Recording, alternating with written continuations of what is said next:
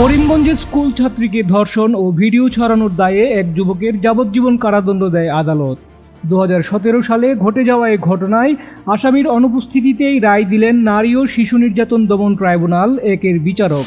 ব্রাহ্মণবাড়িয়ার নবীনগরে দুই অটোরিকশার সংঘর্ষে ধন মিয়া নামের 70 বছর বয়সী এক বৃদ্ধের মৃত্যু হয়েছে। এ সময় চালকসহ আরও দুজন আহত হয়েছে। অনিয়ন্ত্রিত গাড়ি চালানোই দুর্ঘটনা ঘটেছে বলে জানা গেছে। মৌলভীবাজারে গোয়েন্দা পুলিশ ডিবির অভিযানে 3 কেজি গাঁজাসহ এক মাদক ব্যবসায়ী আটক। বৃহস্পতিবার দুপুরে গিয়াসনগর এলাকার চা বাগান থেকে তাকে আটক করা হয়। জেলার গোয়েন্দা শাখার ইনচার্জ সুদীপ্ত শেখর ভট্টাচার্য এ তথ্য জানান। টিউশনির জন্য মোবাইল নাম্বার শেয়ার করলে শাহজালাল বিজ্ঞান ও প্রযুক্তি বিশ্ববিদ্যালয়ের শিক্ষার্থীর সাথে অশালীন আচরণ করা হয়। এ ঘটনার প্রতিবাদে শিক্ষক ও ক্ষুব্ধ সাধারণ শিক্ষার্থীরা সুষ্ঠু আইনগত ব্যবস্থার দাবি জানিয়েছে। হবিগঞ্জের চুনারু ঘাটে খোয়াই নদীতে স্বাধীনতার পর থেকেই সেতুর দাবি করলেও মেলেনি কোনো আশ্বাস।